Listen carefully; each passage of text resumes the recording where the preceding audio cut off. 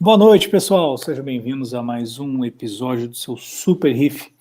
Eu sou o Edo, seu apresentador, e como sempre estamos aí trazendo novidades, aí trazendo pessoas, influenciadores e grandes referências do nosso hobby que ainda não tiveram oportunidade de participar aqui conosco. Sábado nós vamos receber Matt Pedersen. O Matt é editor da Cora Magazine, e também foi um cara que ganhou notoriedade por essa publicação aqui, dos Bangais Cardinal Fish. Ele foi um dos primeiros a introduzir isso, e ele é um cara com uma baita de uma experiência, ainda mais voltado para a questão de criação de peixes a nível hobby. E vai ser uma coisa bem interessante. Na terça-feira da semana que vem, ainda não está bem confirmado, nós vamos receber Craig Bingman, que foi quem recebeu o Masna Awards no ano passado. E sábado estamos confirmados com o Julian Sprung, tá? Então o Julian vai estar aí participando com nós, e nós vamos falar algumas coisas bem específicas sobre principalmente o Acropower. Então, se você não é inscrito ainda, se inscreva no canal para acompanhar aí essas grandes entrevistas que nós estamos fazendo. E hoje nós vamos receber uma pessoa que foi referência para mim. Essa pessoa é Robert Farnsworth. O Robert, ele era quem organizava e produzia todos os vídeos da Marine Depot, e desde abril do ano passado, faz um pouco mais de um ano, ele foi para o Bulk Reef Supply, onde ele é o analista de CEO, ele é responsável pela questão de mídias sociais do Bulk Reef Supply. So guys, I'm going to introduce you. This is Robert Farnsworth. Robert has been at least for many years, since 2013, right, Robert? Like how long I've been in the hobby? No, from 2013, you have just started producing videos, right? Oh, correct. Yeah, since 2013, that's correct. And when I first started doing videos, yeah.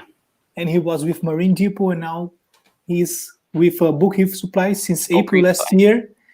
And man, it's a great pleasure to have you here. No, thank you. I appreciate you guys inviting me on here. I'm excited. It's neat to talk to people in Brazil. It's awesome. Muito obrigado por terem me convidado, e é muito bacana estar falando para pessoas aí do Brasil. Então, vamos pedir, pessoal, por favor, compartilhem o link aí, vamos trazer bastante gente para a gente bater esse papo aí com o Robert. A conversa vai ser em português e inglês, eu vou estar falando as questões em português aí, traduzindo, e assim fazendo uma tradução simultânea. So, if you're not subscribed to the channel, guys, I just asking you to do it. Next week we are going to have a big invitees as well. We're going to have next Saturday we're going to have Matt Pedersen. Probably next Tuesday we're going to have Craig Bingman. It's not confirmed. And Saturday, the 18th July, we're going to have Julian Sprung with us. Mm-hmm. So just follow up the channel. If you're not subscribed, please do so. And the talk is going to be, first I'm going to ask them in Portuguese, and I'm going to translate some questions from the audience as well. Okay. I'm going to ask Robert, and then I translate it back again. Sure. So Robert, once again, thank you very much for taking your time and being here with us. Sure. Thanks for the invite, man. I like it. Robert, fala para nós, cara, como foram os seus primeiros aquários, como foi o teu início no hobby e como que funcionou aí a tua entrada e a tua profissão nesse ramo. So, Robert, please share with us how have you started in the hobby and how you got making it a profession. Sure. Okay, well, I mean, I can go way back, man. I was, I think, 12 when I got my first fish. No, it was a pond. So I had a pond in my backyard growing up. Took care of that. I've always been sort of interested in the natural world. My pops took me outside, hunting, fishing, all that kind of stuff my entire life. So kind of a big part of my life, the natural world. When I was 15, I bought my first aquarium when I got my first job. So Pop said I had to buy with my own money, so I got a job. Got my first aquarium, a couple of fancy goldfish. And I still remember those fish, man. I had them for a long time, too. I think I kept them for about 8 years. Com 12 anos ele já tinha um lago já. Ele tinha no jardim de casa um lago com alguns peixinhos e com 15 anos, onde ele já começou a trabalhar, ele comprou o primeiro aquário com os caudas de véu, com os goldfish, né, com os peixinhos dourados, e esses aí foram os primeiros que eles fizeram, que ele começou a ter. And then when I was about 17, I started working for PetSmart, which is like a big chain pet store up here in the States. And within about a year, I was, I started in like the aquatics division with the pets.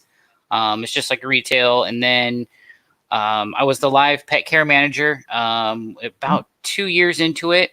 And by the time I was 21, so I think about 4 years I was working there, I had my first child, and I wanted to have, retail scheduling is kind of hard. So I just wanted a more predictable schedule. So I hopped on the computer and monster.com. I saw an ad for a customer service position at Marine Depot. I applied, was hired, and sort of the rest is history. I did customer service. 17 anos, com 17 anos ele começou a trabalhar na PetSmart.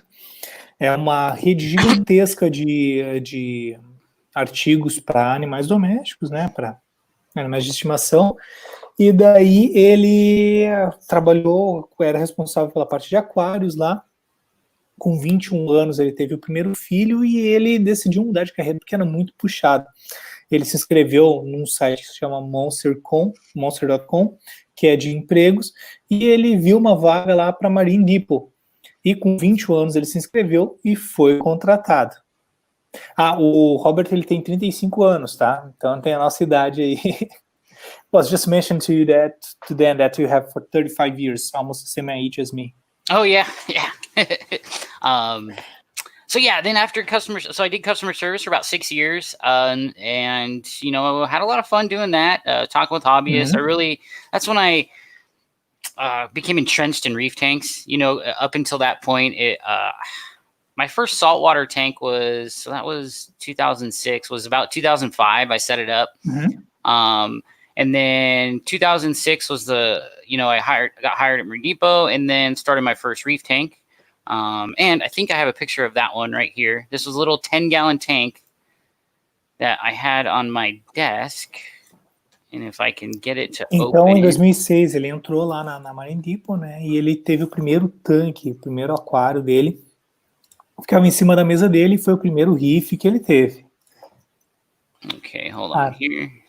I'm trying to get it pulled up for you. Ele vai mostrar as fotos agora para nós desse tanquezinho que ele tinha lá. There we go. Share the screen, share, and here we go. So that was a 10-gallon tank. Little baby Scopus tank. It was about the size of a quarter. And the neat thing about this tank was, so at the time, we were selling livestock, and the livestock we would hold at the facility because, various things would happen. People would not order it or change their mind or something. And so there was always sort of this constant rotation of livestock that we get to have in our tanks. So in Marine Depot, you were selling livestock? At the time, yeah, that was really? early on. Yeah, it was Marine Depot Live is what it was called. And that was early on. And that company shut down. I'm not sure how long after. I want to say like 3 years after that. A Marine Depot tinha uma divisão que vendia animais também, vendia corais e peixes, né? Esse aí era o aquário que ficava na mesa dele, e esses copas eram do tamanho de uma moedinha. E eles sempre estavam tendo bastante rotatividade, porque naquela época a Marine Depot vendia os animais. Yeah, and let me get rid of this here and come back. So then a couple years later, built my first reef tank, which is, that was my first reef tank, but the first real reef tank, I will show you. Robert, one thing that I want to ask you, how big was the business over there? Because Marine Depot, I believe that I was also one of the biggest over there in USA that time.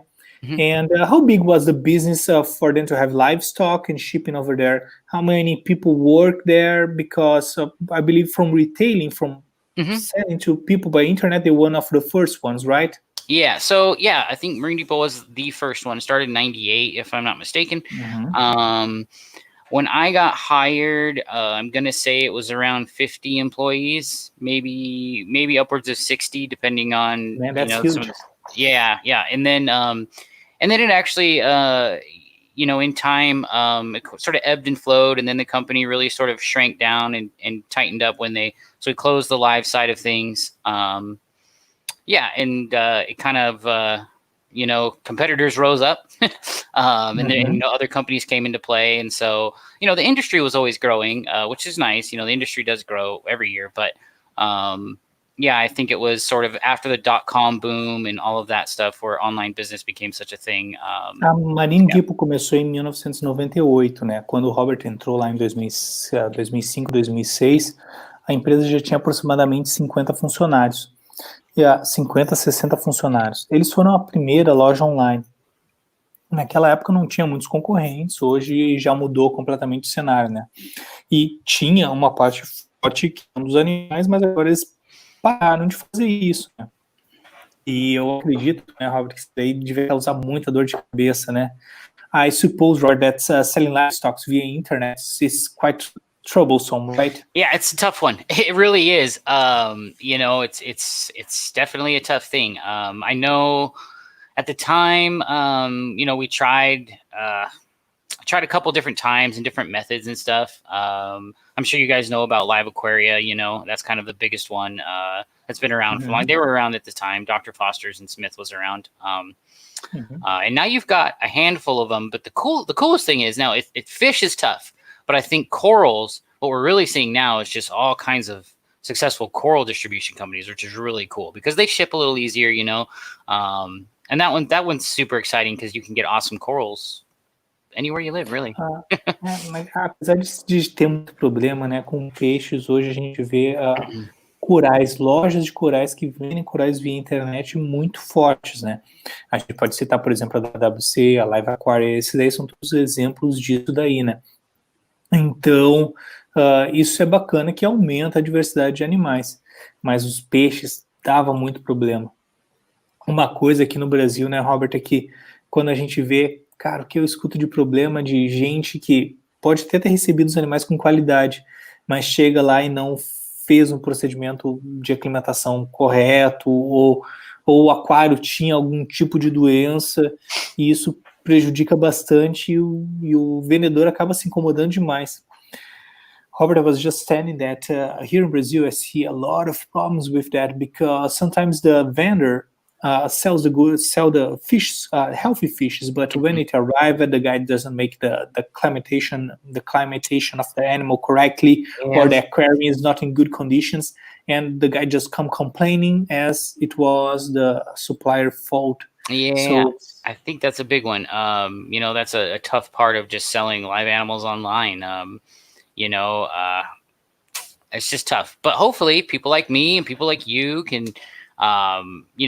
educate and further, help spread successful aquariums, successful husbandry, those kind of things. I mean, that's sort of the why I do what I do, sort of the more successful reef keepers we have, the bigger the hobby, the more conservation we have and more attention to wild reefs. So it's a win-win all around.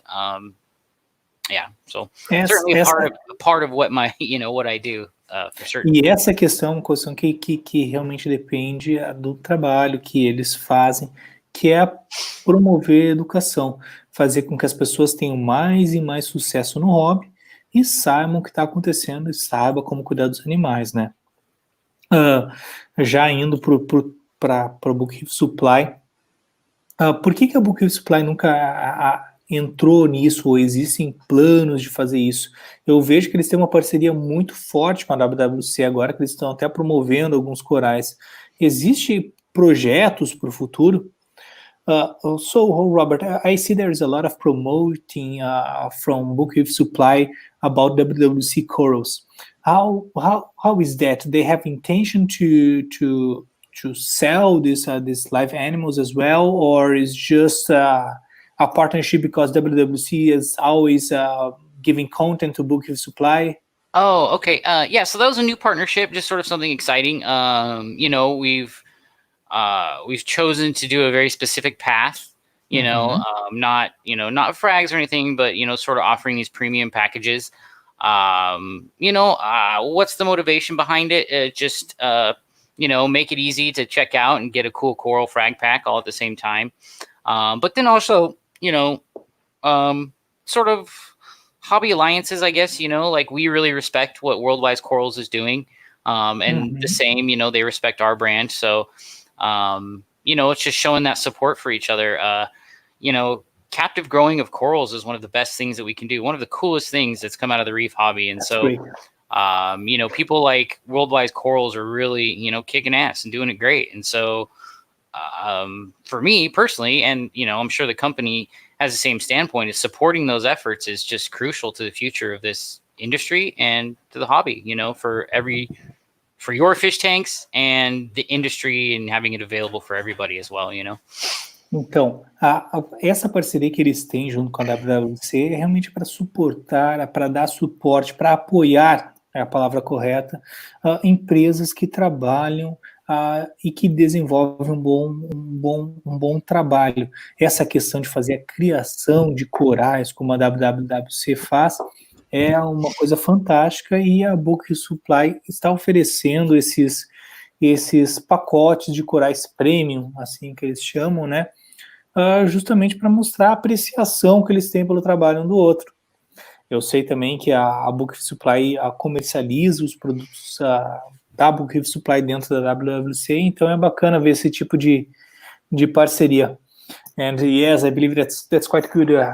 These guys should stay together, because I have seen all the job that they have done during this whole years, and in a short period of time. They have started in 2006, right? WWC.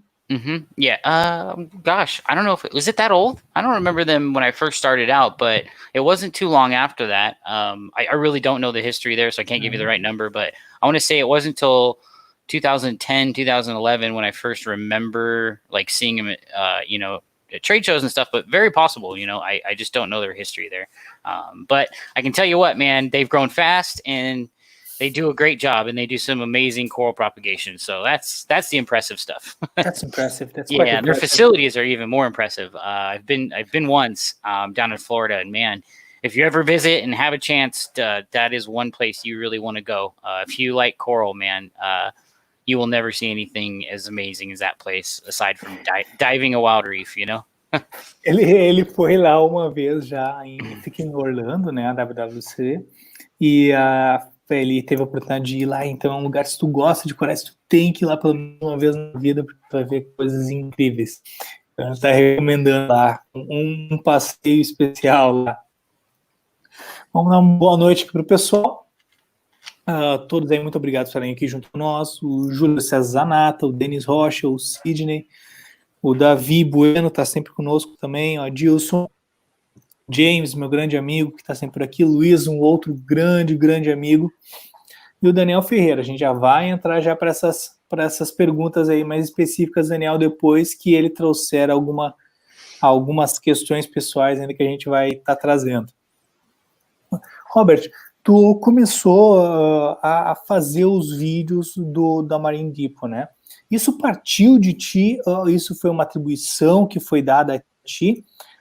Como que funcionava o processo criativo? Porque, pelo que eu entendi, tu era o cara que fazia tudo, né? Tu era o cara que criava o roteiro, que filmava, que fazia a edição. Como que funcionava isso?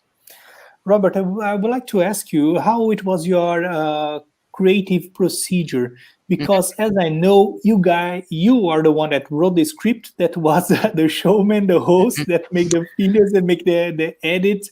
Yeah. So how it was? It came from your side to do this type of job? Okay, so yeah, I mean, at Marine Depot, the video production was sort of in line with marketing.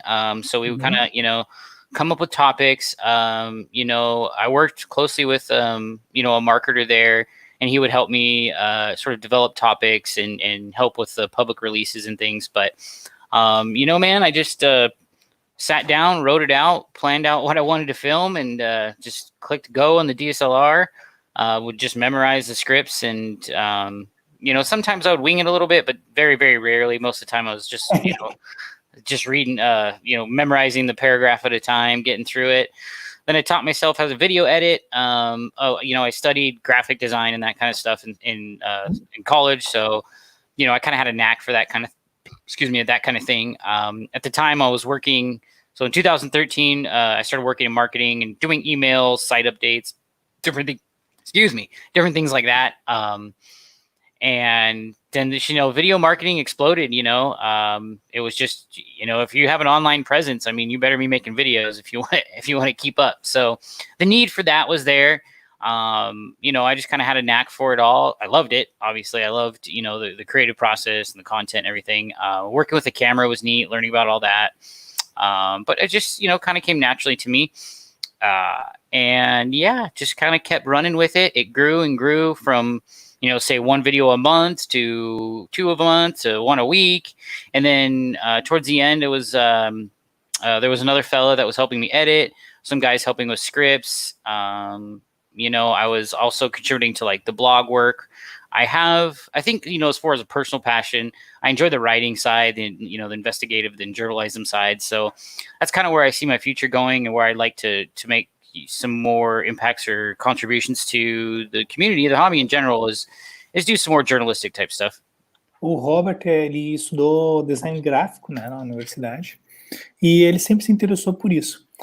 O processo de criação de vídeos lá, quando ele trabalhava na Marine Depot, sempre foi alinhado com o departamento de marketing. Então, eles criavam um tópico específico e passavam para ele, e ele criava o roteiro, e ele construía isso, e no vídeo ele estava lendo lá e memorizando.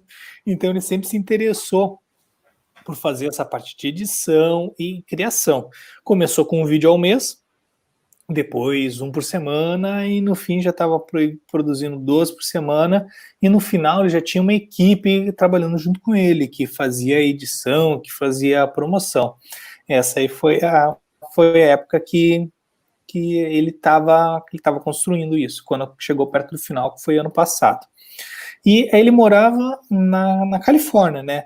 Eu não me lembro se essa Marine Depot ficou lá, e ele decidiu dar uma mudada na vida dele.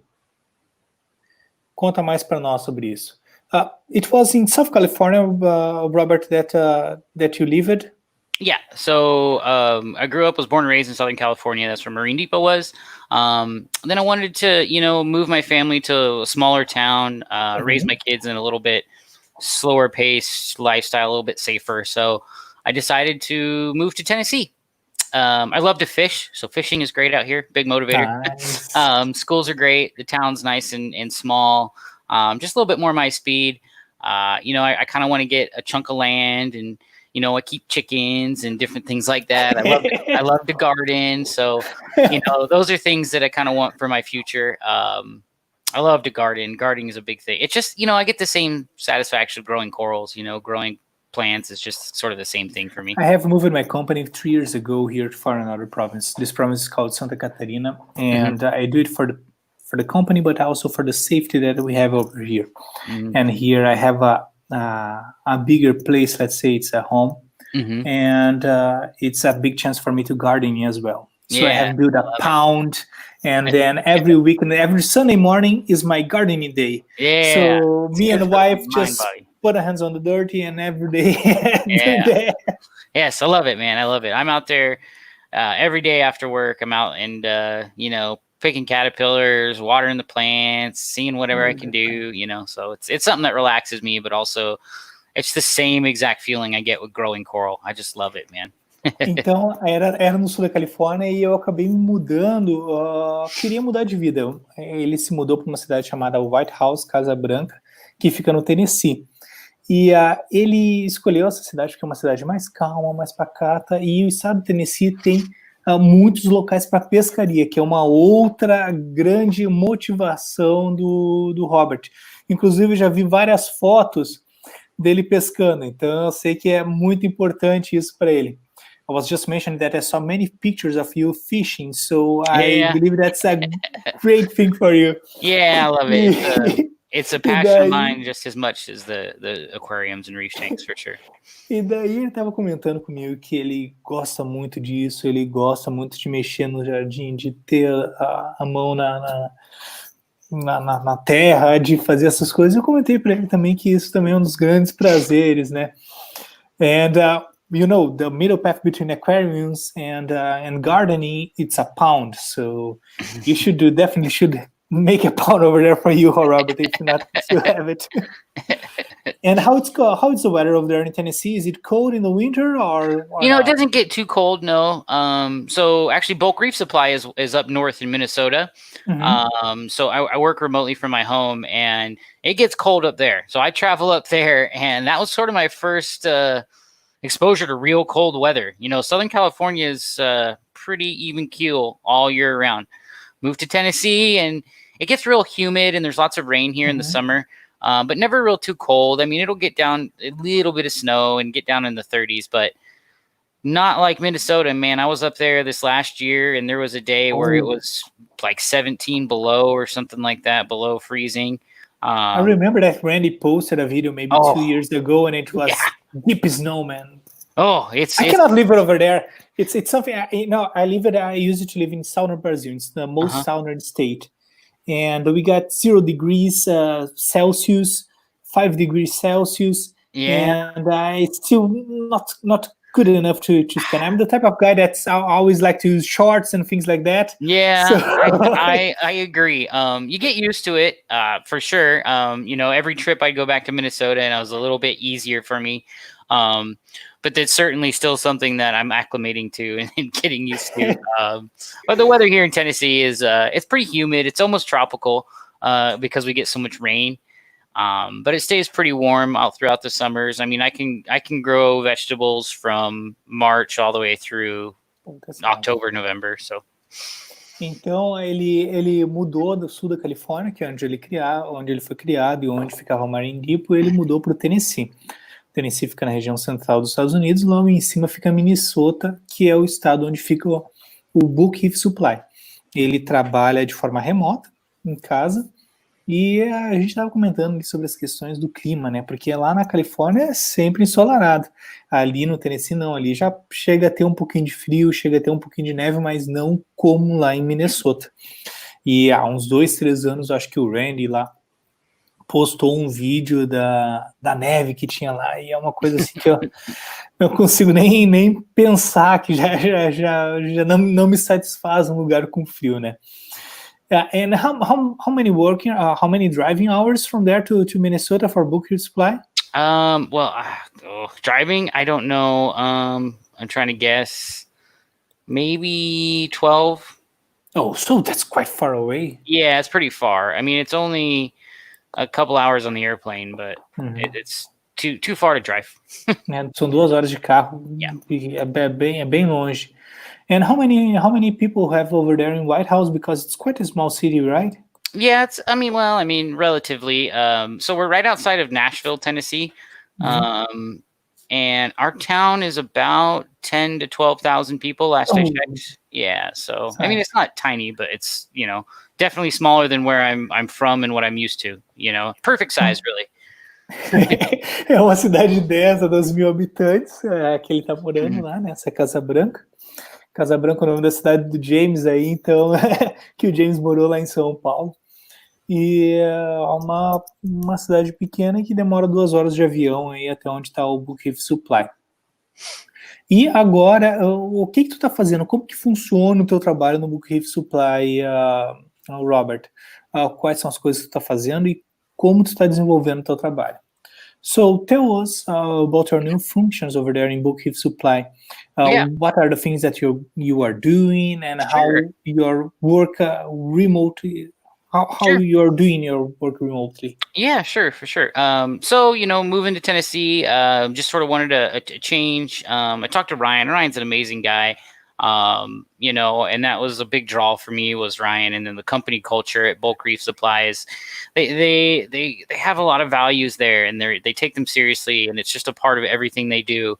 And I love that. I love being a part of something that's meaningful.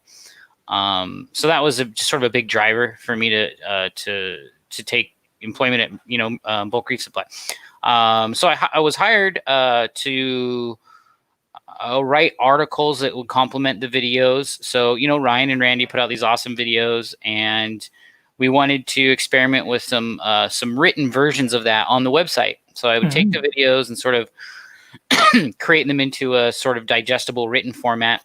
Então, como é que ele foi? Ele foi contratado através do Randy, né, que é um cara excelente, um cara muito simpático, e ele chamou o Robert para estar trabalhando junto com eles. A ideia inicial é que o Robert ele criasse conteúdo em cima dos vídeos, que ele criasse versões escritas para isso ser complementado no site. Então, isso foi uma das funções que ele começou a fazer.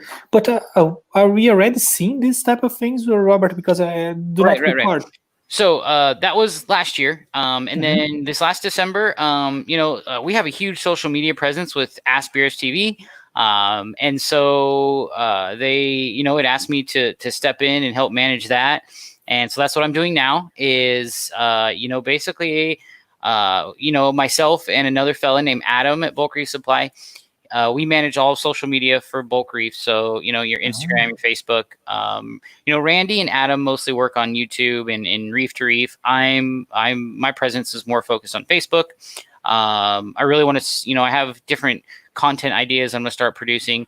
My day-to-day now is Ask Beers TV. So, a big part of this job is interacting with hobbyists, which I kind of love. It's the meeting these people and talking to biologists and the vendors and that kind of stuff and making that connection and bridge. It's just, that's one of the most rewarding aspects of what I'm doing right now. And so, e essa questão da ideia de criar os ativos foi ano passado, mas desde dezembro ele mudou o foco dele. Hoje, ele e o Adam, eles fazem a questão das mídias sociais, sendo que o Robert ele está mais focado no Facebook, onde ele responde as questões do Ask Beer TV, que é uma hashtag, uma página que eles têm lá, onde a gente coloca dúvidas e questões, e o Robert está respondendo lá principalmente isso. O Ryan e o Randy, eles ficam mais focados na questão do YouTube, e o Randy também está no Reef to Reef. Então, cada um tem uma parte, e essa é a ideia, é fazer a junção entre os aquaristas e as empresas e o Bulk Reef Supply. E é um trabalho incrível, cara. Toda vez que eu abro o Facebook, tem lá um monte de respostas que tu escreveu lá. And you're doing an awesome job, because every time I open the Facebook app, man, there's a lot of questions answering from you. Yeah, I love it. I mean, it's just, I really like talking to new people and just, having these conversations. There's certain things that, become... just sort of that come with the job, but most of the conversations and the things that I do are really actually, I like to do it. I love meeting new people. So like I said, that's just a huge thing for me. And then, it's only been, about 6 months now that I've been working on it. So there's definitely some content plans that are in motion right now. Going to build a tank. Really excited for that. So that's going to start very, very soon. COVID slowed it down a lot. So, fortunately with the shutdown, the quarantine and such, it took me a while to get all the equipment, but I've got it now. So we are in the home stretch of me starting to build that thing, and that'll be fun. I should be all over your feeds very shortly. Oh, that's nice. Ele tá 6 meses já nessa parte, voltado para essa parte aí da criação do controle do Facebook. Comentei com ele mais uma vez, vou repetir para vocês que toda vez que eu abro o aplicativo do Facebook, tem um monte de respostas dele, então ele está trabalhando bastante mesmo. E ele mencionou que ele ainda está sem um aquário. Em dezembro, ele conversou com o Ryan, e eles disseram que era para ele pegar um aquário, para ele pegar e montar, que ele já estava um tempão já sem aquário. Daí ele disse que ele ia fazer, eu acho que foi esse que ele levou para casa, mas ele ainda não conseguiu montar por causa da questão do Covid, que atrasou um monte de coisas. Então isso acabou prejudicando um pouco o andamento do projeto. And the tank that you got over there, you just got it in December when Randy gave it to you, right? No. Yeah. This one, I was actually Innovative Marine gave it to me. I've worked with Innovative Marine for a long time, and I wanted a shallow tank. So, I reached out to them. We worked on it and ended up with the 50-gallon lagoon. So it's sort of I guess it's close to a 24-inch cube. You worked with them? How you worked with them? Oh, just because they sell aquariums, and so Bulk Reef Supply sells Innovative Marine aquariums. So I've been working with them for a long time. Oh, I see. Yeah. And I know the well, the owners I've known for a long time are the creators of the company, but then also some of their employees. I work with their marketing director. We work together.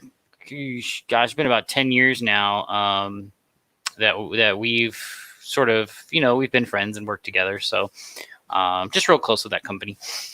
Então, o tanque que ele tem é um tanque da Innovative Marine. Ele ganhou deles porque eles sempre tiveram uma relação de trabalho próximo, né? Há mais de 10 anos já que eles têm essa relação aí, porque trabalhavam antes na Marine Depot, agora na Bulk Reef Supply.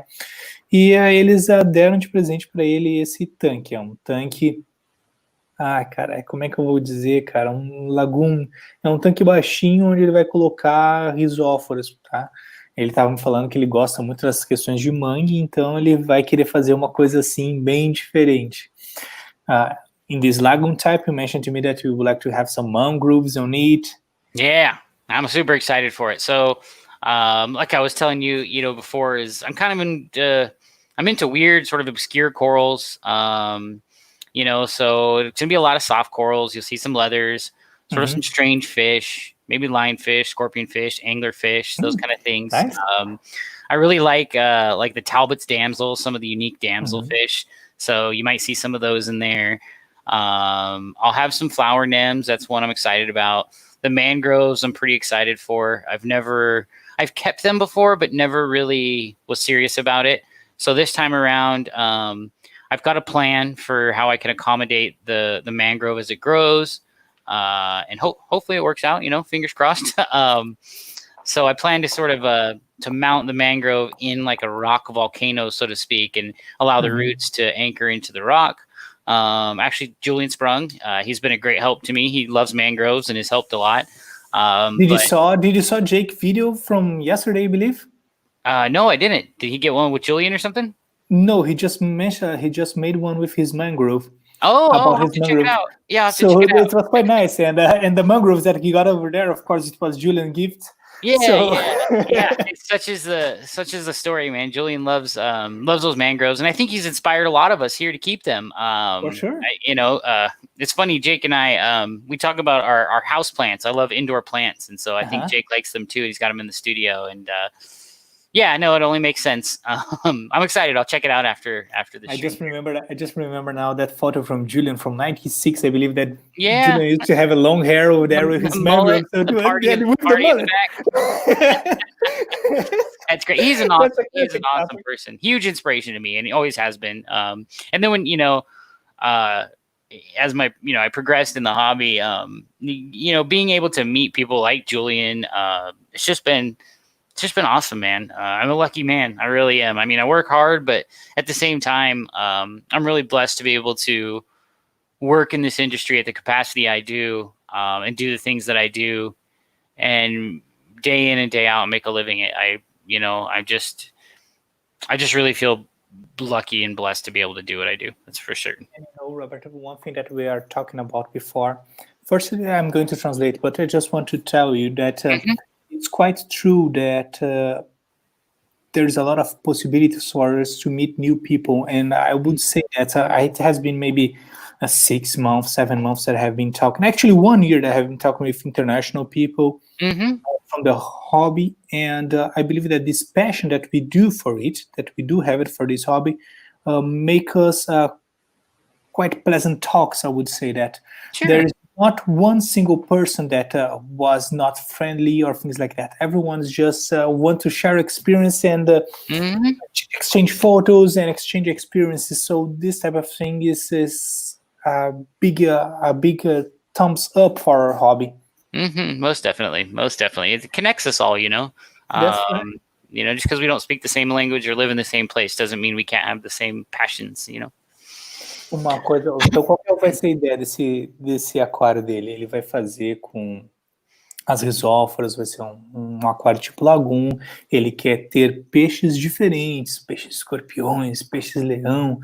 E eu comentei com ele sobre o vídeo do Jake, que o Jake postou na terça-feira. Acho que foi terça. Não, hoje é terça. Acho que ele postou sexta ou segunda, não lembro agora, sobre um aquário desse estilo. E o Jake é muito amigo do Robert, né? Por isso que eu conversei, a gente estava falando sobre isso. E a gente falou sobre o Julian, tem uma foto muito clássica do Julian lá, de acho que de 96, quando o Julian era cabeludo e tinha um mullet, e daí ele tava mostrando as risóforas dele, o aquário de risóforas dele. Isso acho que era 96, se eu não estou enganado. E a gente estava falando como esse hobby traz novos amigos, né? Mesmo a gente não se conhecendo antes, não tendo conversado antes, a gente consegue ter conversas muito agradáveis e por causa dessa paixão em comum. E estava falando para ele que todas as pessoas que já conversam há mais de ano, todas sempre foram muito simpáticas. Então isso traz uma nova alegria, né? Traz uma nova alegria. Vamos continuar aqui.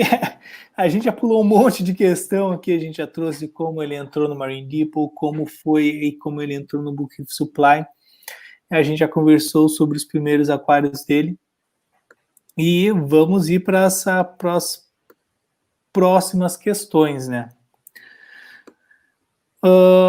Robert, desde os 21 anos de idade, quando tu entrou lá na Marine Depot, tu teve casos, tu trabalhava com suporte ao consumidor, né? Quais foram os casos mais memoráveis, assim, que tu passou por isso? So, Robert, as you have told us, you started working in customer support with 21 years old. Mm-hmm. So, I believe that you passed from many memorable cases, positive or not. There's can show to us. Okay, I'll be honest. It's been a long time since I've done that. But I mean, I will tell you the ones that stand out are, just some sort of unique tanks. That's a fun one. Helping celebrities. There's been a couple of celebrities. Back in California, I helped the Santa Cruz skate company. The owner there wanted to build a fish tank, so I helped him out and picked a tank and got that built. I've helped a couple baseball players, basketball players, that kind of thing. It's kind of, a saltwater aquarium is just one of those things that people are proud of, I suppose. And so those have been some memorable experiences. Some of the best things. Go ahead. Ele faz bastante tempo que isso aconteceu, né? Mas ele pode se lembrar, assim, de celebridades que ele já ajudou, pessoas do basquete, pessoas do skate, e que ele sempre montou tanques, que lá é uma questão, que também, né, uma questão de status, assim, de ter um aquário bonito. Quais, assim, qual celebridades tu já ajudou, Robert? So, which celebrities? Give us a name. Oh gosh. Okay. Well, Mark McGuire was one. He was a baseball player. Mm-hmm. Gosh, who else? I'm trying to think. It's been so long, man. No, he lived in Newport. Gosh. The basketball player with crazy hair, Dennis Rodman. Yeah, that was one guy we helped out. Dennis Rodman. Yeah. Who was another one? Oh man, it's been a long time. There was this one case, not a celebrity, but her name was Linda, I believe, I think. And this goes back to the rewarding thing, but she would call every week, and when she first started calling, she couldn't keep anything alive. The poor fish store was just, and sort of the sad part of it was just selling her things that she couldn't keep alive.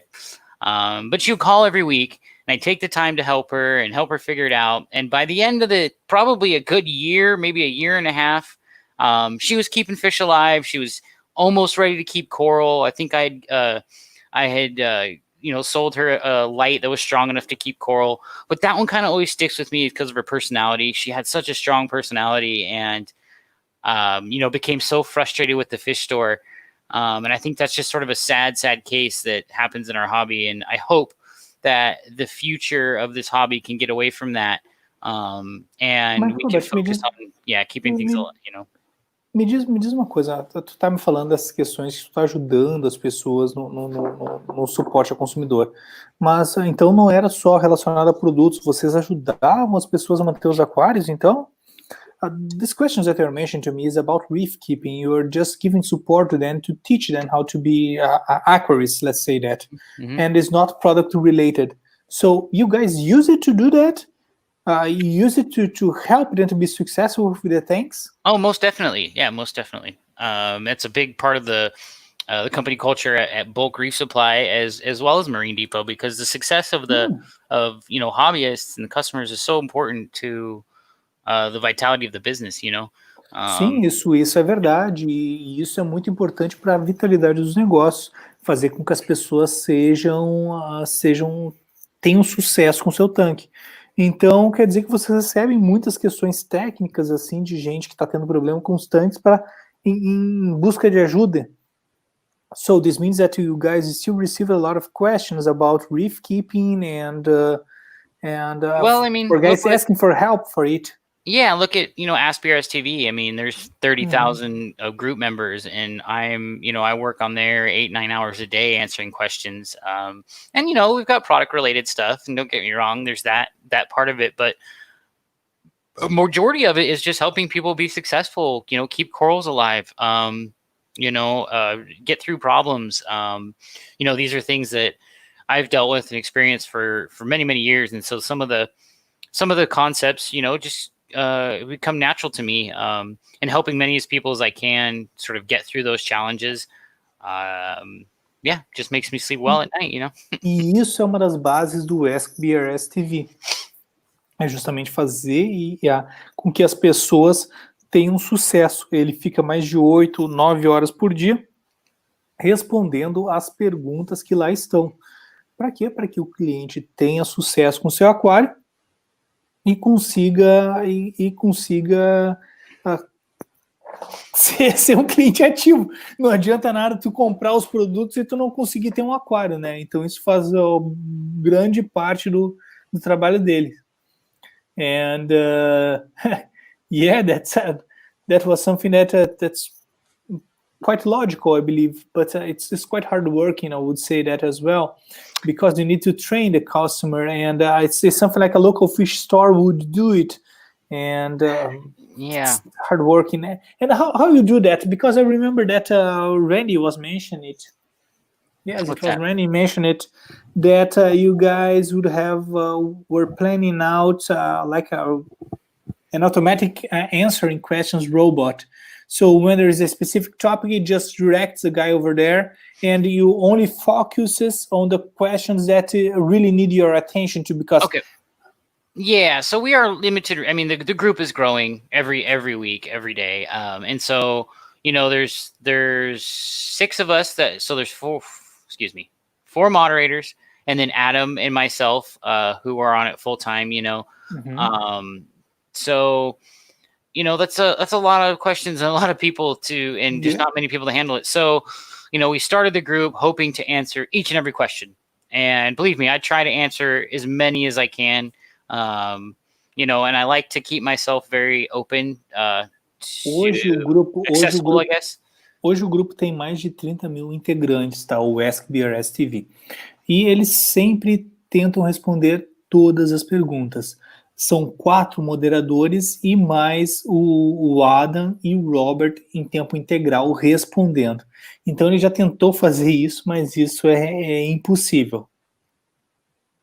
Yeah, so I like to keep myself, accessible and open, and I don't mind if you chat me, or obviously you just reach out if you need it, if you have questions. But yeah, we try to answer as many as we can, but we can't get to all of them. And so I think what you're getting at with what Randy was mentioning is like, we try to put together a knowledge base. And this is something that I'm working on, is trying to develop a way that we can provide educational content to you guys in a very easy to access, digestible format that can be referenced very easy via the Facebook groups.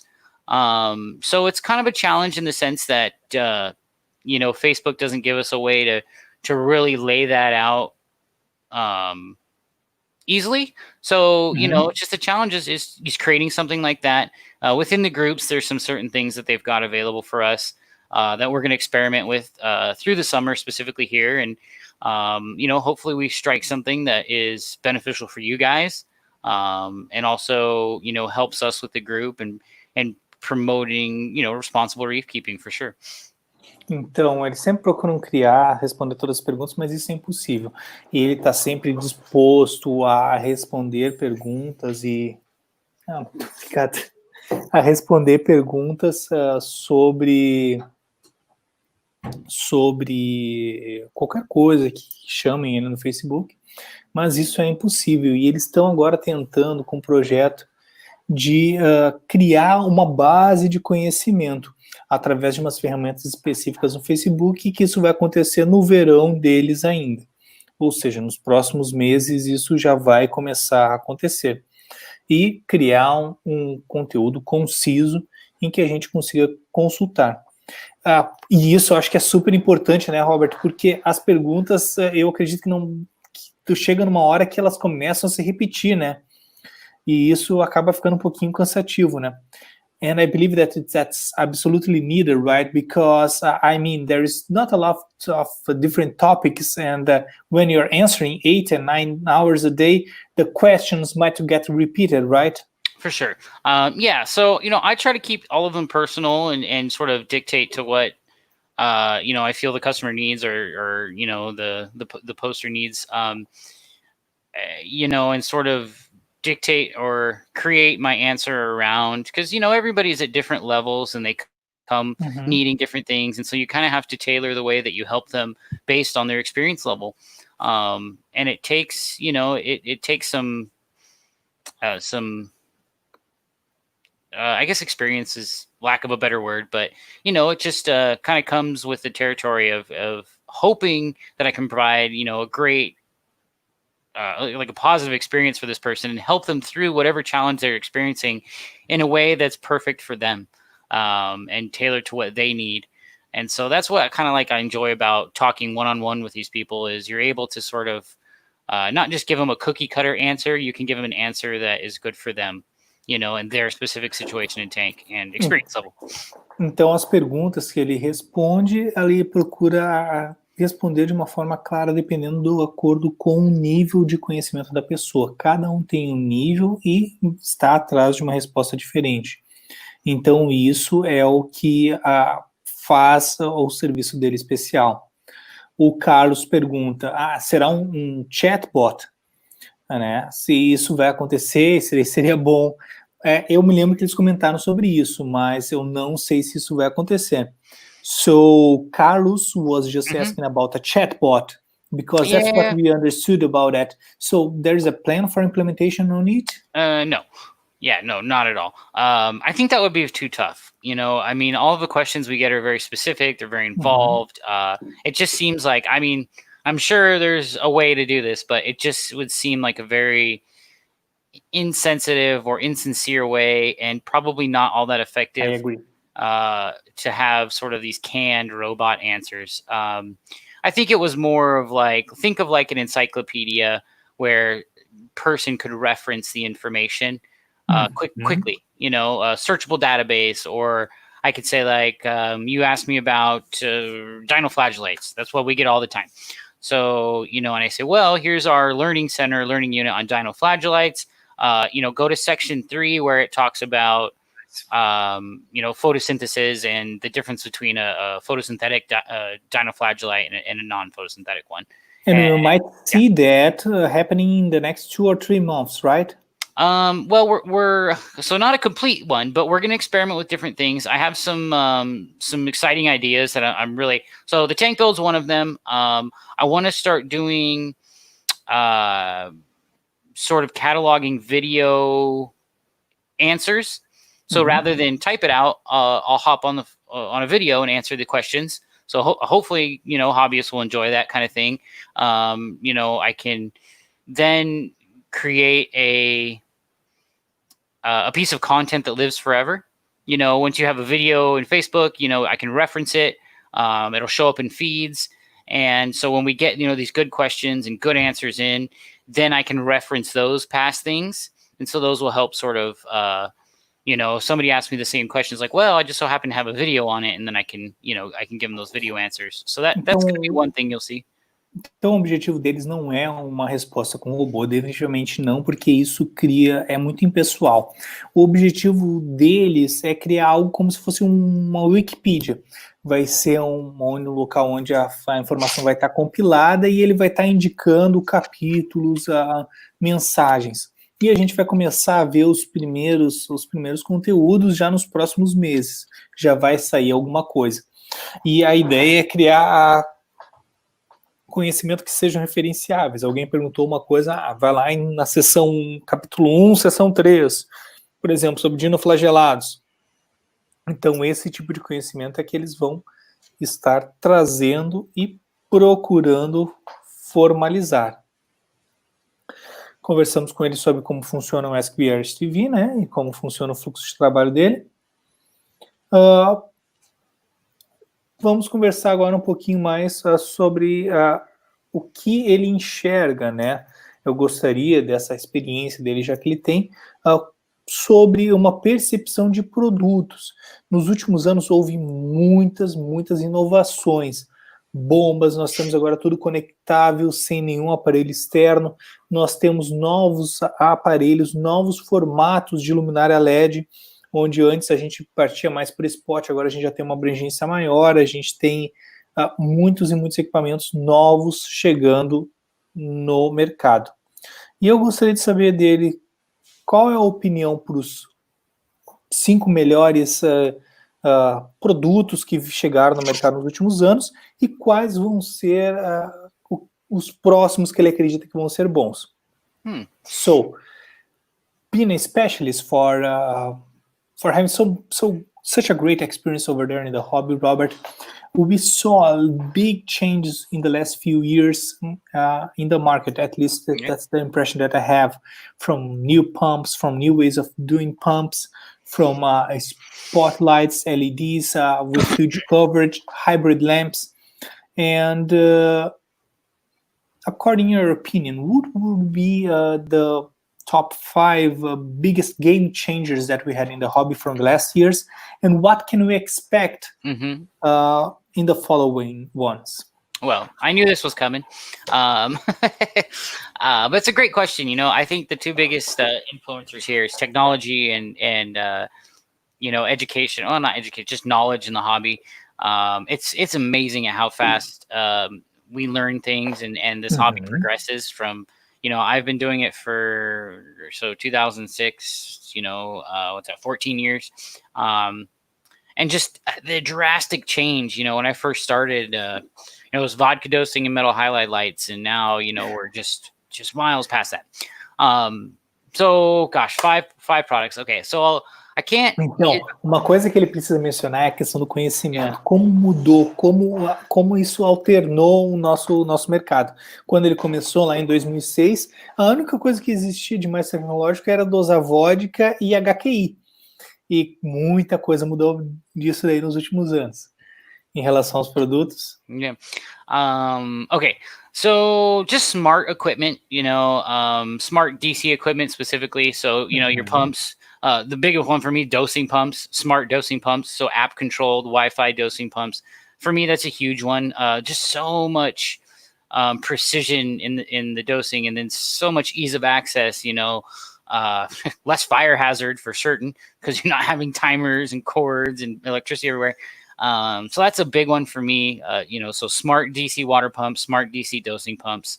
That's definitely a big one. Bombas DC, que são inteligentes, que são muito mais seguras, que consomem menos energia. E também o advento de bombas dosadoras, que tem maior precisão e que são muitos e menos cabos que tem lá, né? Tu consegue ter equipamentos bem mais precisos. Isso é uma coisa que eu vejo bastante diferença no nosso mercado, Robert. Aqui no Brasil nós temos uma marca chinesa que o pessoal traz via AliExpress, que é muito popular, mas não é tão precisa e tem alguns problemas de funcionamento. E é uma coisa que eu vejo que é bem diferente nos Estados Unidos, né? Aí é sempre coisas de qualidade, correto? So this is a big thing that it's quite different. Here in Brazil, we have a specific brand, dosing pump brand, that comes out from via AliExpress, and it's quite cheap. And we have a lot of problems with that. It's something that we don't see in the US market, right? In the US market, I think that's more quality focused, right? What now? In the US market, you don't see so much of these cheap products for the reef keeping hobby, right? No, you do. So yes, you certainly do. But one thing that we try to promote, just because it's the general experience and your success. I don't want to say you're only as good as the equipment that you buy, but your success is often dependent upon, it is dependent upon this equipment functioning right and functioning. You have to rely on it. So if your dosing pump doses too much, everything's dead. If your dosing pump doesn't dose enough, everything's dead. So it's one little mistake. And so it's just better to spend the money up front for a nice equipment you can rely upon, because if you stick in this hobby for any length of time, you'll soon learn that you're going to spend more on 5 cheap dosing pumps as opposed to one nice one. Então é uma coisa que eles procuram promover sempre, que pequenos detalhes onde tu vai economizar alguma coisa, como por exemplo uma dosadora de baixa qualidade, tu pode perder todo o teu aquário, tu pode te desanimar e perder muito dinheiro. E tu vai ter que comprar 2, 3, 4. Então uma coisa que eles procuram promover é sempre compras com qualidade. Isso no Bulk Reef Supply, vocês fazem testes prévios dos produtos? Como que funciona quando algum item não atinge essa qualidade mínima? Tu já tem alguma experiência para nos dizer, Robert? So, Robert, how you do this type of thing? You guys tested the products previous to offering them in the website? Have you guys already taken out product from selling products because it has serious quality problems? Yeah, most definitely. So Bulk Reef is very passionate about, or let's just say very protective over the catalog of products that we sell. And there's lots of great products. So let's just take something like salt mix, right? Or additives. There's very many, good brands of additives, but it really, we can't carry everything, That coffee looks good. Made by Roy. Yeah, there you go. So we're just we choose products that we know are successful, we're passionate about, and then also too that we can be experts and provide support. I can't be an expert on every single DC water pump in the universe or in the world, but I can be a master at 5 good ones that I know will fill every single niche that a pump is needed in a reef tank, and I can be confident that I can help you through that. Então, so when it comes to products, Então, definitivamente, eles procuram selecionar um catálogo no qual eles entendem dos produtos. E eles procuram adicionar itens que eles realmente conhecem e que eles sabem que vão ter um bom resultado. É impossível ele conhecer 20, 30 bombas, mas eles sabem que 5 eles podem conhecer muito bem e fazer recomendações. Assim como é o catálogo de produtos. Uma marca que é bem interessante aqui no Brasil, tem uma presença muito forte, é a Siquem. Mas eu não vejo os produtos da Siquem na Bulk Reef Supply, eu não vejo os produtos da Siquem na Marine Depot. Como é essa presença deles aí? É forte ou por que a gente não enxerga isso? A typical brand, USA brand here that we see is quite strong here in Brazil. I mean, quite strong in Brazil is Siquem. And Siquem? Yeah, Siquem. Oh, Siquem. Yeah. Yes, and I was wondering about it because I do not see it in your former employee and I do not see it in Bulk Reef Supply. Yeah. Why that? Well, I think this is just what I've heard, but I'm fairly certain. So Siquem was sort of limited to certain online distribution and brick and mortar stores. So like I knew they have the Aqua Vitro line. Yes. Yeah, so when that first came out, that was like their sort of premium reef additive. Well, they wouldn't let any of the boutique or online, reef aquarium retailers. I don't know if it was all of them, but the ones that I've, worked with, were not allowed to sell that when it first came out. So it wasn't like a lack of faith in the product. Seachem makes some great products. I've used them my entire time keeping aquariums. They make a great media bag. They make. I've used the salt mix. I've used their 2-part solution. Their ammonia alert, the little ammonia badge, best thing ever. The Aqua Vitro stuff gets great reviews. I've what's the fuel? I think is the one that Yes. a lot of guys talk about having good success with that. So yeah, I mean, it's not. So they're more focused on local fish stores, let's say that. Yeah. And, now, this was years ago. So this was Aqua Vitro's what, 5-6 years old. It's not very old, but yeah, I mean, that was kind of the thing I was told at the very beginning. Now I think things have progressed because I started seeing Seachem at the trade shows and talking with like purchasing managers and stuff. So I think that might be something that you might see in the future. Not something I really don't have any concrete knowledge of whether it's going to happen or not or why it didn't. But that was just sort of something that I was told at the very beginning because I myself asked the same question as like, why don't we carry Seachem? So yeah, I don't think that's a quality thing. It's just something that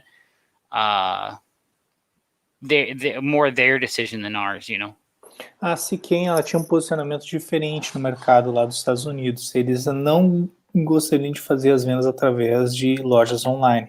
Então, eles trabalhavam com lojas e com redes específicas de produto de canais de distribuição.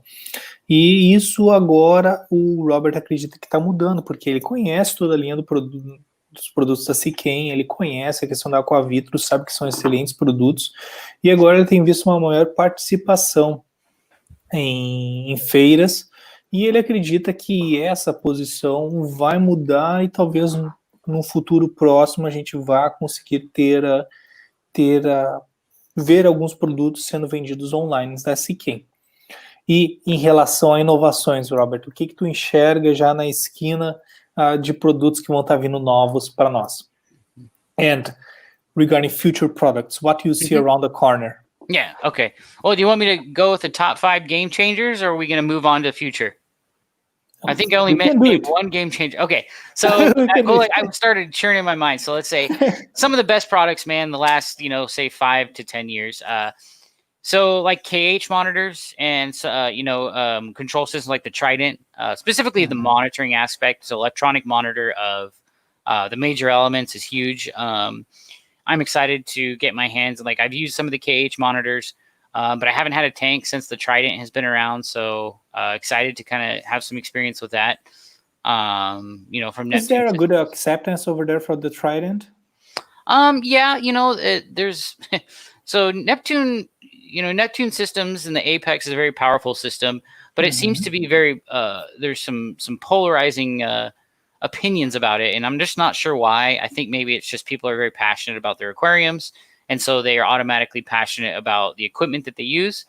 I mean, I don't know why there's such a polarizing community there, but it seems to be you love it or you hate it for whatever reason. We see that a lot with Triton products over here. Triton. Okay, so I'm a Triton lover. I would say that. Yeah. No, I'm speaking of the Trident from Neptune Systems, the calcium and alkalinity and magnesium monitor. Yes. Okay. So I was just mentioning it because there's this type of polarization. Really, the words that you said, some people love them and some people hate them. Very true. So this is something that I cannot understand that because we're all trying to get to the same goal. So it makes no sense. So the electronic monitors of major elements is a big one, but then also Hanna Instruments and their checker colorimeters.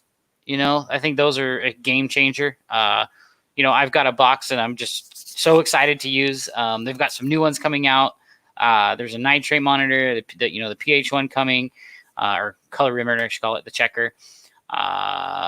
So yeah, então, as coisas assim, que mais mudaram são, por exemplo, os monitores, a questão do controle Trident, que é aquele que faz testes automáticos e assim consegue dosar também através das dosadoras dele. A questão do monitoramento de reserva alcalina, de cálcio, de magnésio. E isso faz com que foram grandes mudanças. A questão dos colorímetros, também dos testes colorimétricos, como os da Ana, que chegaram no mercado e agora estão chegando mais e mais, também foi outra coisa que modificou muito. A Hannah faz quanto tempo que começou, né? O LR, o fosfato, o LR faz o quê? Faz uns 2 anos, 3 anos. Mas quando que foi o primeiro produto da Hannah? I remember that the phosphate ultra low range, it was about 2 to 3 years. Yep. I believe two years. But when it was the first Hannah colorimeter checker, the decade checker, for example, launched maybe 4 years ago, 5 years ago? Yeah, it's been a few years now. Man, I was just talking to Hannah Instruments today. We were talking about how many aquariums we think there are in the U.S. How many reef aquariums you think are in the U.S. total? It's kind of a hard question to answer. I don't know. I cannot remember, but it's been over 4 years for certain. Yeah. And I think sort of the last two that are auto filter rollers and auto water exchange. The technology is made auto water exchange possible. But then these auto filter rollers, they just make your life easy. So these are all convenience things, I guess, that are making your life easy. But what it does is I think it allows the hobbyist to focus more on enjoying the tank. It allows you to, less room for human error, because you have this machine that is doing things for you. With like, say, a filter sock, if you don't change it, nitrates are gonna rise, and so eventually people either stop using them or stop changing them. And so this auto filter roller is just a nice thing. And now we're keeping cleaner tanks. I mean, our tanks now are so clean that we have to add nitrate and phosphate. Os filtros de rolo, né? Os roller filters, é aquele que substitui os shark bag, que vai trocando o tecido na parte da coleta, tá? Isso é outra coisa que, segundo o Robert, facilitou muito, né? Mas isso não deixa um cheiro ruim no ambiente, porque eu lembro que o BRS 160 galões tinha um, e eu acho que o Randy tirou ele depois. E como é que funciona isso? About the roller mat, I remember that Randy used it to have it on the BRS 160, and then he removed it out. How is it that that thing, it doesn't get smelly over there? Doesn't get as smelly. Oh, okay. So yeah, I mean, there's that part. So some of the companies I think have worked on special material that helps reduce the smell. I use the Clarisy, which is one that they did address the smell with the material. And to be honest, it wasn't bad. It's just like a skimmer cup, as long as you don't touch it and mess with it, it doesn't tend to really stink. But when you change it or you start to disturb it, or if it's not been maintained for a long time, then you start to kind of get that decay smell and the sulfur smell. But I never really had an issue with it. And I've used Clarisy, gosh, ever since they came out.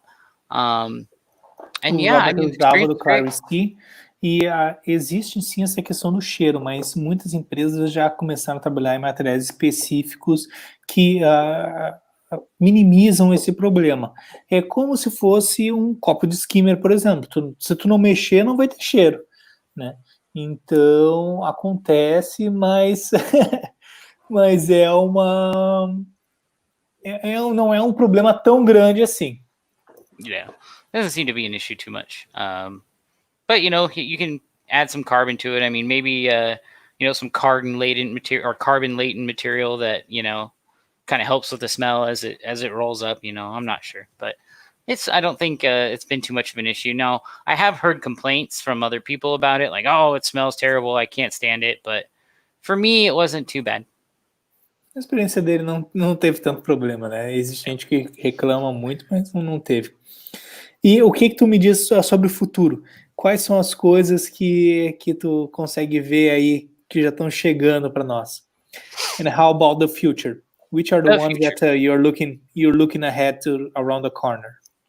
Well, of course, Nero 3. Man, I'm looking forward to it. Yeah, the tiny Nero. Yeah, we're just talking about that too. Yeah, the tiny little Nero is going to be neat. Little equipment is so cool. Small DC water pumps. I think Innovative Marine, they made some tiny little DC water pumps. I was real excited when those came out. But just in general, smart DC gear and sort of these comprehensive ecosystems, like, how cool would it be to have an all-in-one tank that you can control everything from your phone right out of the box? Red Sea kind of did it with the original Reef Red Sea Max, where they had sort of like a built-in power center with switches. But, I sort of envision this like, smart aquarium. And I've seen it. There are small kits that do that.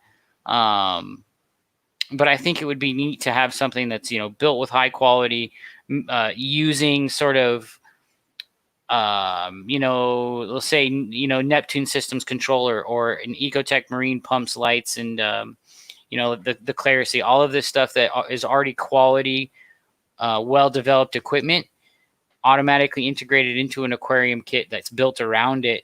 Whether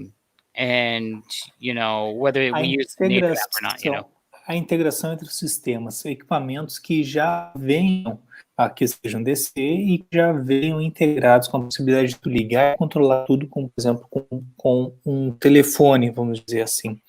Essa questão são os pontos que mais atraem o Robert. A Red Sea já tentou fazer isso com os tanques dele, onde tu tinha todo um conjunto de tomadas. Mas agora o futuro está evoluindo e a questão é fazer isso via app. E isso, Robert, é uma das coisas que mais me chama a atenção. Hoje, por exemplo, a Nero 5. A Nero 5 eu acho fantástica, porque o app é muito, muito bom. E isso que fez eu ir para essa solução. Outras marcas, a gente tinha que ter uma caixa, um ReefLink ou um ICV6, e isso agora está ficando de lado. E eu realmente acredito que isso é uma coisa muito boa. And Robert, this thing that why I love Nero 5 is about this great app via Bluetooth that works perfectly. Yeah, and we use it to see, for example, ReefLink. You need to buy a separate thing to connect it. Or from Expect, you need to have the ICV6. That's another thing. Yeah. So this is one great thing, and now we are seeing the Mobius Ready that just launched last week. Ecotech, Mobius Ready. Yeah, I guess it was last week. They started shipping the Mobius Ready pumps and everything. They've kind of been in a beta version, and they released the Versa with the Mobius. So it's kind of been a slow rollout. I'm excited to use that stuff. I have some Versa pumps. Super excited. Nice. I've seen the Mobius app, but never used it on a tank. It's been a year since I've had a fish tank. Over a year. And this is the first time since I was 15 years old I have not had a fish tank in my life for a year. So super excited to build this new tank. But another one I wanted to touch on was Então ele tem muita vontade de estar utilizando isso. Já faz, desde os 15 anos ele sempre teve aquário, mas já faz um ano já que ele está sem aquário. Então ele não vê a hora de usar. Ele tem uma Vectra lá guardada e que ele está esperando para montar o tanque dele e botar em funcionamento. Yeah. So something for the future is some more developed monitors. So electronic ways to monitor. So say, like the HANA checker, something that just more advanced monitoring. So, water chemistry is like the backbone of what we do. We're water keepers, the coral and the fish are just kind of come with the territory. But really what we're doing is maintaining, stable water chemistry.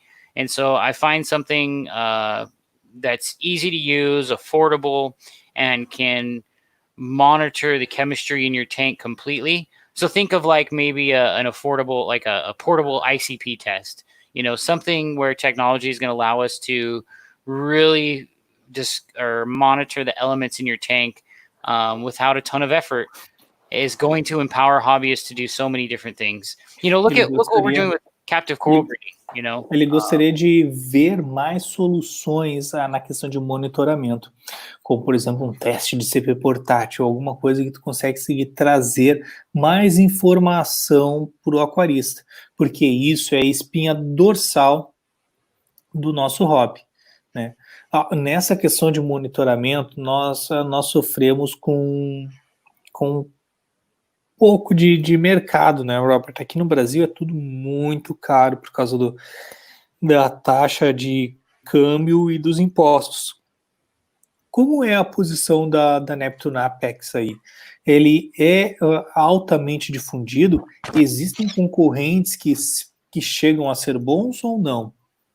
And one thing regarding monitoring is that here in Brazil, everything is so expensive. The exchange rate is crazy and the import taxes are crazy as well. Yep. There are only a few people that have Neptune Apex, and we have one or two alternatives in the Brazilian market. Yeah. How is it for there in, let's say, is Neptune Apex affordable for the people? Many of them use it. Is there any competitor that has the same quality standard over there? Okay, so this is Neptune Apex is definitely the leader in the market, or in the control market. It's been around for a long time. I mean, I've been using Neptune Systems products since the Aqua controller, the very beginning of what they were doing. So way before the Apex, way before a web interface. It was like a local interface, very first. So I think it's there's just such a huge population of Neptune Systems users and whatnot, and people that know the interface and know the ecosystem and trust the brand name, that it's definitely it's a tough thing to crack, for, let's just say, other competitors. There are a few controllers that exist, and there's some great ones out there. I've used a few myself, but kind of like the Reef Keeper, the Digital Aquatics one that was around for a while. Great price point, very simple to use. It did what you needed it to do, but at the same time, they just couldn't compete with, what Neptune System is doing. They're always sort of moving forward. They're doing some neat things, and so they truly are the leader. A Neptune Apex sempre foi o líder de mercado nos Estados Unidos na questão de monitoramento. O Robert usa os produtos dele desde quando era só o Aqua Controller, antes de aparecer o Apex, né? O Apex, acho que foi em 2016 que eles lançaram a versão digital, né, online deles. E existem outras marcas que fazem isso, mas eles simplesmente não conseguem competir, porque a Apex tem uma linha completa de produtos, né? So there is another branding, but they are not able to compete because Apex has so many products, right? Yeah, we've seen a lot of controllers sort of pop. GHL is one, and that's a big, Oh, yes. Yeah, that's a big company over in Germany. It's a great controller. I've used them. They do work. They do pretty much everything an Apex can do. However, Neptune has done a better job with their web interface, and again, they have just such a big user database where people can exchange knowledge and information, that it's just kind of hard to break out. Now, having said that, technology advances at such a fast rate, and it's a lot more accessible to people, and people are much more much more able to use sort of these technical devices, right? It's kind of like my grandma using a smartphone, like she does, and use it. She plays her games or does solitaire or whatever. So using an app to control the aquarium is not so foreign, is not so difficult concept to grasp. So I think we're going to see some of that. That's kind of gone by the wayside now, and so I think there are some other companies that are doing some exciting things. CoralView has got their company Hydros, and they're developing sort of some control and power management devices. GHL is another one that's doing some neat things. There was another company that I've been hearing about. I want to say it's Felix is what they're called, and they're doing some sort of monitoring stuff, working with Senai. That's what it was. It's Felix works with Senai, and they're doing some sort of some neat monitoring things. I hope to see some cool stuff from existem Senai. outras empresas na questão de monitoramento, né? A GHL é uma empresa alemã que faz excelentes produtos que atingem bons resultados, porém a web interface, a interface da utilização do usuário da Apex ainda tem mais sucesso, é maior e tem uma grande database de dados. Existem, por exemplo, a CoralView, que trabalha com a Hydor, né, que faz os produtos da Hydor, que é aquela controladora cheia de cabinho que a gente vê, e tem outros que estão trabalhando juntos com a Senai, que também é um equipamento de monitoramento bem interessante. Aquele equipamento acho que custa $200, que tu consegue fazer as medições par e depois ele fica para pH e para outras, e para amônia, se eu não estou enganado. Então existem sim esses outros produtos, mas a questão da Apex continua sendo referência, né? Em relação à questão do futuro, né? A gente vê bastante pessoas caminhando para um futuro com menos TPAs, né? Ou praticamente sem aí, com uma linha de produtos chegando a esse tópico. Como que tu enxerga isso, Robert? So now there is a tendency for us to imagine a world without water changes. There's new product lines that offer this, for example, the Triton that we mentioned a few minutes later. How you see this in the reef keeping hobby? Do you believe that can we expect a future with very less water changes or none at all? Can we expect technology to help us maintain reef tanks with no water changes, or just products that will help us do that? Well, yeah, I mean, it can be done right now. But at the same time, at what expense, I guess? We can use technology right now to auto exchange water for us, and if that's the case, and the water exchange keeps the water more stable and the corals healthier and happier, why not do it? Now, if we had sort of this, sort of like you said, the Triton system, and if I had a device in my home that could ICP test for me, and then I had another device that could, put a magic solution in the tank and balance all of the elements out, sure, I think it's possible. I just think that right now the approach to this no water change is a very difficult path, especially for young hobbyists, because it's very involved, and it sort of leads you down a road of getting focused on the wrong things. When I think you're going to have much more success and much more enjoyment out of the hobby when you just finally accept the fact that, hey, sometimes you got to put in the effort, but when you grow big corals and you meet cool people and you trade frags and then you have somebody over and show your tank off to your new girlfriend and you're super proud of it. I think those things are so much more rewarding than constantly spending your entire paycheck on ICP tests and, worrying about, well, I don't want to do water changes and what are my levels at this week? And do I need to dose a little bit of that? Do I need to dose a little bit of this? Well, at the end of the day, let's just keep it simple. Change your water. Let, a dosing pump do it for you. If you have that set up, and, check it every so often and be happy that your tank is, healthy and thriving. There's some might argue. Então, é possível sim, a questão é de quanto que isso depende, né? O quanto que tu vai gastar para isso. O Robert acredita que isso vem com um custo muito caro e que o foco deve ser em tu facilitar as trocas de água. Vai ser muito mais gratificante em tu trocar corais com os amigos, em tu mostrar o teu tanque bonito, né? Então, esse tipo de coisa vem mais, principalmente para aquaristas menos experientes, em que tu não precisa gastar tanto dinheiro.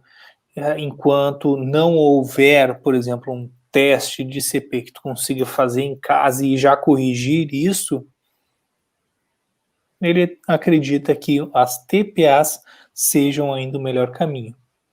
No BRS 160, eles começaram a usar o método Triton. Eles pararam com a zeolita, né? E começaram a usar. Eles continuam usando ainda, porque eu não recordo de ter visto atualizações sobre isso. Em BRS 160, Randy just stopped and used the ZOV method Mm-hmm. and went to Triton.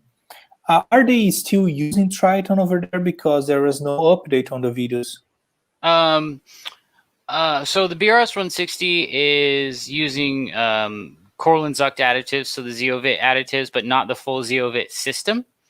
I'm so in the beginning here, I just kind of go through the whole story. I wasn't with the company when they built the tank, but of course I watched the videos and I paid attention to all that at the time. So they started doing ZOVIT, and then they stopped because it was a lot of additives for sure. And I think then, they experimented with the Triton system and did the Triton sump, and did, the big refugium and stuff, which is a very effective method. But then, they learned and different things progressed. And also too, like, as a retailer in this world, like, we have to try different things. We have to experiment. We have to test things. So I think there was a lot of that in there. It wasn't like no success or how can we get better success. It was like, well, let's try this now. And so what we've done is we come full circle, or what Randy and Ryan have done is come full circle, and they're now using the Coral and Zuct additives, but not the ZOVIT method. So the ZOVIT method is very involved, just like a Triton method. It's for a certain kind of hobbyist. It's one that enjoys some of these mundane aspects, daily aspects. The daily aspect, for certain. Sort of the nitty gritty science of it all, which, believe me, is I find it fascinating as well. But when we're talking about new hobbyists and young hobbyists and people that just want to enjoy the hobby and be successful and grow coral out the top of the tank, man, and not have to go through some of the hard learning curves that a lot of these advanced hobbyists have gone through. I think there's definitely better paths. Então, eles começaram com o Zeovita, né, que é um método da Coralline Surto. Depois eles mudaram para o Triton Method. E depois eles voltaram para os produtos da Coralline Surto. Mas eles não fizeram o método Zeovita. Eles só estão fazendo algumas coisas lá. Existem, sim, vantagens. Eles querem experimentar coisas diferentes no tanque, né? Esse é o objetivo daquele tanque. E agora eles estão indo para esse método mais diferente. Isso no BRS 160. Vamos para a nossa última pergunta, né? Que é em relação ao Covid. Aqui a gente já está vendo falta de animais, tá? Produtos eu acredito que ainda continuam chegando, né? Lá nos Estados Unidos, como está essa situação aí? As coisas estão acontecendo ou não? Here in Brazil, Robert, we are already seeing a lack of import fishes and corals. Products there is still some. I believe that there were leftovers from former imports because, man, the exchange rate here in Brazil increased at about 60%. It's terrible. Since January, we were talking about it, so it's just terrible. How is over there in the USA? Are you guys receiving animals or receiving products? How is this COVID situation? Well, yeah, it's been tough, man. The world is a strange place right now.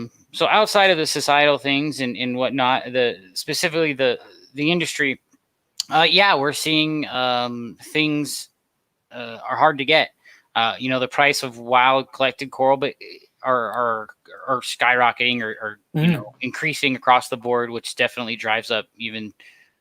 It's becoming equal, if not more, surpassing sort of the captive bred costs. It costs a lot more to grow a coral in captivity, and now we're seeing these wild coral costs surpass that, or at least equal it. And so, lá também tem aumentado muito os custos, né? Uma coisa que eles estão vendo agora são, por exemplo, os corais selvagens, né? Estão ficando os mesmos preços de corais cultivados, de corais de aquicultura. Porque, quer ou não, os custos de produção são muito maiores do que os custos de coleta. E agora, por causa dessa questão do Covid, os dois estão se equilibrando. And, we do have animals, so don't get me wrong. We have a lot of captive bred animals, which I'm a huge fan, huge proponent of captive bred animals. So, we do have the captive bred fish and corals, like worldwide corals. Got companies like, Sustainable Aquatics, ORA, Biota, All these people, Sea and Reef is another one. They're breeding fish in captivity to supply the greater hobby, which is awesome. So we've got that stuff, but you've always had that stuff. And it's just not a huge selection. So, stuff is available. It's just the price is going up. What we're really seeing a shortage on, from where I stand, is the dry goods, because, the import export is supply chains have just been so affected by all of this. And there's certain things that, we haven't seen in months, which is classically, you would never see something like this out of stock for more than, a few days. And now it's like 3, 4, 5, 6, 7 weeks, where, it's forcing people to change salt mix, to use different additives that they've been using for years, Então, a questão de peixes, existem muitos peixes que são criados lá, né? Existem vários criadores. Então, existe ainda uma oferta de peixes. Agora, as coisas que mais estão faltando são itens secos, que antes vinham importados. O Robert, ele menciona que antes tu ficava alguns dias sem produtos, mas agora já estão sendo meses. E isso faz com que pessoas mudem os aditivos que usem, que mudem o sal sintético, porque simplesmente não tem. Yeah, and I think another thing that was we saw the effect of COVID is with sort of the brick and mortar, the local fish store. The businesses that adapted to sort of the presence of online business, allowed for local pickup, started doing deliveries, went out there and hustled and worked hard to maintain their business and accommodate what people needed. They maintained, and they're being successful, and they actually saw an uptick in business. Online business ticked up for sure. As soon as people were home and working on their tanks all day, all of a sudden they're online. Did the sales increase over there? Excuse me? Did the sales increase it over there? The online sales? We saw an uptick in online business for certain, as well as online activity. So the group, the Aspirations TV Facebook group, we've had a huge increase in activity there, just because people are home more, but they're not only focused on their fish tank, but they just have more time on their hands. And then, the sort of the dark side of it all is, the businesses that couldn't adapt. And you're seeing some sort of unfortunate closures on that end. Some unemployment things going on. But, I like to be optimistic about it all and tell myself that, those who work hard will get what they deserve, and it kind of seems like in the businesses that adapted to that and learned to grow and learn to adapt, were successful. Então, muitas empresas, as empresas foram obrigadas a se adaptar para essa nova situação, a fazer entregas, a procurar ter uma presença mais online, né? Por exemplo, Facebook, Instagram. E houve sim um aumento de vendas lá para eles nessa questão do Covid, das lojas online, mas também houve um aumento muito maior em questão de grupos, de perguntas, como por exemplo o Aquarista TV, porque as pessoas simplesmente têm mais tempo. Então, infelizmente, alguns negócios não conseguiram se adaptar e acabaram caindo fora do mercado, né? Mas, sim, houve esses tipos de adaptações que vieram aí com essa nova questão do Covid. Então, pessoal, eu quero agradecer mais uma vez a presença do Robert, que está aqui conosco. É um grande prazer. Acompanhei o trabalho do Robert praticamente desde o princípio aí, então é uma satisfação enorme de eu estar aqui conversando com ele.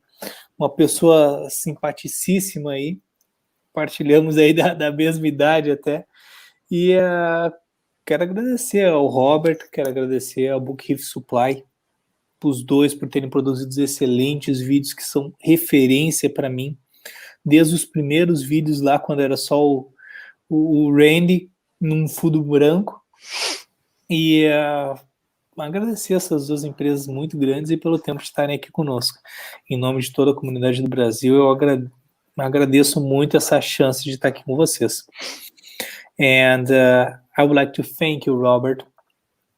Thank you, and thank you, Bulk Reef Supply. You guys just produced a lot of content and made us save a lot of time with the knowledge that you brought to us. Certainly. Well, here's to yourself. As I mentioned, I have been following your work since the first beginning when you work in the computer, and also thanking Bulk Reef Supply for bringing the videos. I remember seeing the first ones when it was only Randy in a background, in a white background, yeah, and yeah. and I believe that I watched all of them since from there. And you guys made the hobby quite special and saved us a lot of time. So in name of the Brazilian reefing community, thank you guys. Thank Robert and thanking Bulk Reef Supply for bringing this type of things to us. Oh, well, thank you. That means a lot to us. Ryan, Randy, myself, and the entire team at Bulk Reef Supply, works really hard to do what we do. So hearing that you guys appreciate it, enjoy it, and want to see more of it, it just only fuels our fire, So here's for many more years to come. Great! Pessoal, muito obrigado. Se vocês não são inscritos, se inscrevam no canal. Sábado, Matt Pedersen. Terça-feira, Craig Bingman. E no outro sábado, Julian Sprung. Então, todos, muito obrigado. E até o próximo episódio aí do Super Reef. Muito obrigado. Thank you, Robert. Bye-bye. Bye now.